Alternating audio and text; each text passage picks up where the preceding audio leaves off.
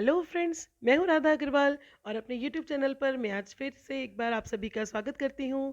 आज के अपने इस वीडियो में मैं आपके लिए लेकर आई हूं क्लास 6 की इंग्लिश की बुक न्यू इमेजेस के chapter 8 the Pobble who has no toes के क्वेश्चन आंसर, जिसका कि एक्सप्लेनेशन वीडियो मैं ऑलरेडी इसके साथ ही अपलोड कर चुकी हूं। तो आपको उसका लिंक डिस्क्रिप्शन बॉक्स में मिल जाएगा। डिस्क्रिप्शन बॉक्स में एक्चुअली आपको प्लेलिस्ट का लिंक मिल जाएगा और जो वीडियो है इसके एक्सप्लेनेशन का उसका लिंक आपको आई बटन में मिल जाएगा। तो मेरा आपसे सजेशन है कि क्वेश्चन आंसर्स देखने से पहले आप एक बार इसका एक्सप्लेनेशन वीडियो ज़रूर देखें, क्योंकि जब आप एक बार चैप्टर को देख लेते हैं, पढ़ लेते हैं, समझ लेते हैं, तो क्वेश्चन आंसर्स को समझना आपके लिए बहुत ही आसान हो जाता है। तो आइए फ्रेंड्स, क्वेश्चन आंसर शुरू करते हैं। फर्स्ट A1 एक्सरसाइज है हमारी, आंसर दीज क्वेश्चंस। ये है हमारे क्वेश्चंस। आई होप आपकी बुक में भी सेम क्वेश्चंस होंगे। तो आइए फर्स्ट क्वेश्चन से शुरू करते हैं। फर्स्ट क्वेश्चन है हमारा, did the Pobble have toes at some point? क्या कभी पॉबल के टोज थे? क्या उसके पाँव में उंगलियां थी? तो आंसर है हमारा, जैसा कि हमारी पोएम की फर्स्ट लाइन में है, yes the Pobble once had as many toes as we have, कि पॉबल के एक बार उतने ही टोज थे जितने कि हमारे हैं, यानी कि उसके दोनों पाँव में 5-5 करके और 10 उंगलियां थी। Then second question is, what two things did Aunt Jobiska make the Pobble to keep his toes healthy? कौन सी दो चीज़ें थी जो आंट जोबिस्का ने पैबल से करवाई थी उसके टोज को हेल्दी रखने के लिए, उन्हें सुरक्षित रखने के लिए?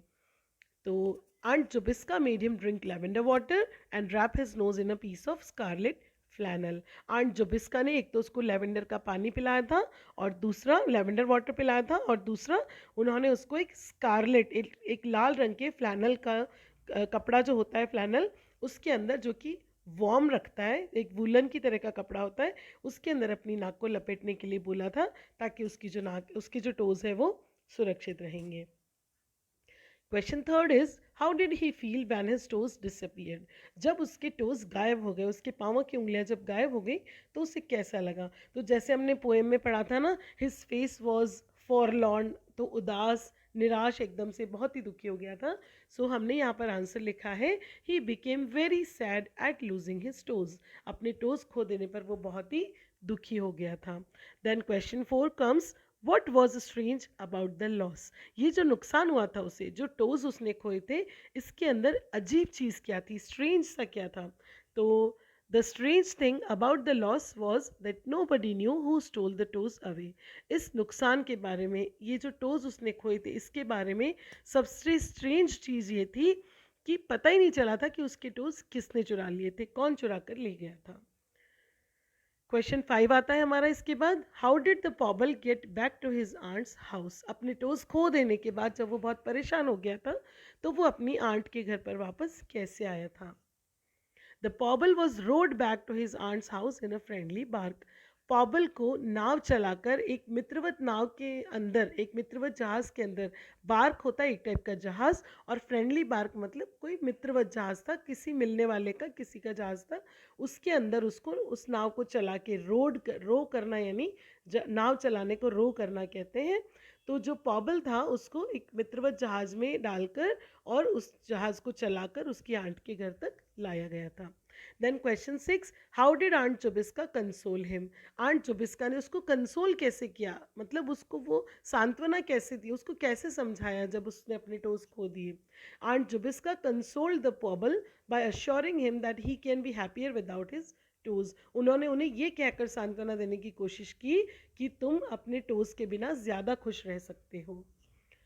सेकेंड A2 एक्सरसाइज है हमारी, answer this questions with reference to the context. इसमें जो हमें लाइनें दी गई है क्वेश्चंस में, जैसे फर्स्ट क्वेश्चन में 2 लाइनें और फिर क्वेश्चन A, क्वेश्चन B और क्वेश्चन C है, तो इन्हीं लाइनों के बारे में हमसे क्वेश्चन पूछे जाते हैं और इसी के अकॉर्डिंग हमें आंसर देने होते हैं। तो फर्स्ट क्वेश्चन की हमारी लाइन्स है, when they said some day you may lose them all, he replied fish fiddle dee. तो क्वेश्चन ए है हमारा, who were they and who were they speaking to? यहाँ पर दे कौन है और दे किससे बात कर रहे हैं? तो यहाँ पर दे है, they were general people, they were speaking to the Pobble. यहाँ पर दे जनरल पीपल के लिए आया है। देखिए जैसे लाइन में है कि उन्होंने जब कहा कि कुछ एक ना एक दिन तुम इन्हें खो दोगे, तो उन्होंने कौन, लोग कहते हैं ना, दूसरे लोग कहते थे, तो दे आर जनरल पीपल। और वो किससे बात कर रहे थे? दे वर स्पीकिंग टू द पॉबल, वो पॉबल से बात कर रहे थे। देन क्वेश्चन बी है हमारा, what were they talking about, किस बारे में बात कर रहे थे वो। You may loose them all, किसको लूज करने की बात कर रहे थे। तो हमारा आंसर है they were talking about the Pobble's toes, वो पॉबल के पाँव की उंगलियों के बारे में बात कर रहे थे। देन इसी क्वेश्चन का सी पार्ट है हमारा, what did the speaker mean by fish fiddle dee dee. This indicates an indifference towards what the people were saying। जैसा कि हमने पोएम में पढ़ा कि उसने रिप्लाई किया था फिश फिडल डी डी, ये जो एक्शन होता है ये एक्सप्रेशन होता है कि इरिटेट होके किसी चीज़ को डिसमिस कर देना, मतलब कोई हमें चिढ़ा रहा है और हम उसको नहीं एक्सेप्ट कर रहे हैं कि भाई तुम जो कह रहे हो वो सच नहीं है, तो दिस इंडिकेट करना यानी ये दिखाना। तो ये जो एक्शन है फिश फिडल डी डी किसको दिखाता है, इनडिफरेंस, मतलब अस्वीकार्यता को दिखाता है, टूवर्ड्स यानी तरफ, किसकी तरफ, what the people were saying, जो लोग जो कुछ भी कह रहे थे उसकी तरफ उसकी अस्वीकार्यता को दर्शाता है ये फिश फिडल डी डी वाला एक्शन। क्वेश्चन 2 की लाइन्स है हमारी, it's a fact the whole world knows that Pobbles are happier without their toes. इसमें क्वेश्चन ए है, who said these words and to whom।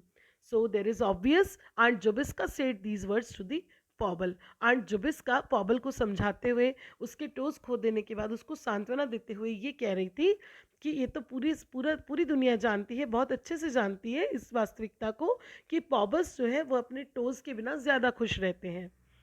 Question b, what was the speaker doing when these lines were spoken. जब ये line बोली जा रही थी तो इनको बोलने वाला क्या कर रहा था। स्पीकर कौन है हमारे यहाँ पर, आंट जोबिस्का है। तो आंट जोबिस्का क्या कर रही थी, aunt Jobiska was holding a party for the Pobble. Aunt Jobiska जो है एक पार्टी की तैयारी कर रही थी जो उन्होंने पॉबल के लिए दी थी।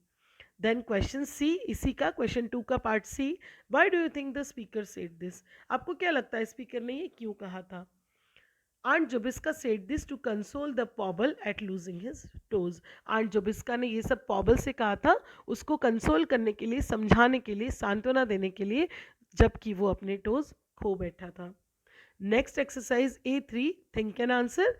ये आपको लिखनी होती है, बच्चे खुद अगर अपने हिसाब से लिखें तो ज़्यादा अच्छा है अपनी अपनी इमेजिनेशन से, लेकिन फिर भी मेरे अकॉर्डिंग, मेरी ओपिनियन में जो भी इसके आंसर है मैं आपको सैम्पल आंसर देने की पूरी कोशिश करूँगी। तो आइए देखते हैं first question, what do you think is a Pobble, give reasons for your answer. आपको क्या लगता है कि पॉबल क्या होता है, ये क्या है, और अपने आंसर के लिए रीजंस भी दीजिए। तो देखिए मुझे जो लगता था मैंने लिखा, आपको अगर कोई एनिमल लगता है, कोई फिश लगता है, फ्रॉग लगता है, आप वो लिख सकते हैं। देखिए मैंने क्या लिखा है, I think Pobble is an imaginary water animal. मुझे लगता है केवल एक इमेजिनेशन में है, ये असली वाटर एनिमल कोई भी नहीं है। ये जो लियर हैं ये बहुत ही इमेजिनरी चीज़ें अपनी पोएम में लिखते थे, एनिमल्स और उनके नेम, और इवन नॉन लिविंग थिंग्स को भी ये तो नाम दे दिया करते थे।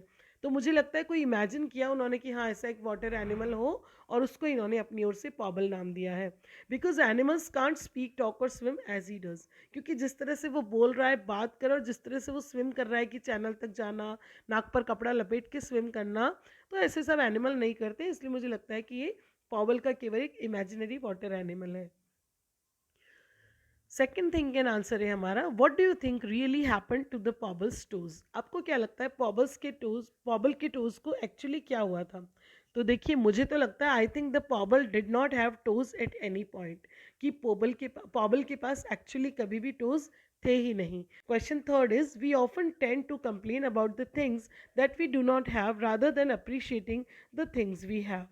हम लोग अक्सर उन चीज़ों के लिए शिकायत करते हैं जो हमारे पास नहीं है, बजाय इसके कि हम उन चीज़ों के लिए खुश हो जाएं जो कि हमारे पास है। Do you think this is right, कि आपको लगता है ये सही है। Give reasons for your answer. आपका जो भी जवाब है, लाइक अगर आपको लगता है कि नहीं ये बात सही है, जो नहीं है चीज़ उसके लिए तो कंप्लेन करनी ही चाहिए। अगर आपको ऐसा लगता है तो आप उसके जवाब दीजिए, और अगर आपको लगता है कि नहीं ये बात सही नहीं है तो आपको उसके भी कारण देने हैं। तो आइए, मुझे जो लगता है मैंने वो लिखा है कि no, I think this is not right. मुझे लगता है ये बात नहीं सही है, क्योंकि satisfaction is the key of happiness, क्योंकि संतुष्टि ही खुशियों की कुंजी है। अगर हम संतुष्ट नहीं रहेंगे तो हमें चाहे और कितना भी मिल जाए आगे, लेकिन हम हमेशा परेशान रहेंगे कि यार अब कार मिल गई तो बंगला नहीं है, बंगला मिल गया तो जेवर नहीं है, जेवर मिल गया तो हीरे नहीं है। तो इसीलिए जितना है जो है उसमें खुश रहेंगे, तभी हमारी लाइफ हैप्पियर बन पाएगी। That's why satisfaction is the key of happiness. Thank you so much friends for watching my video.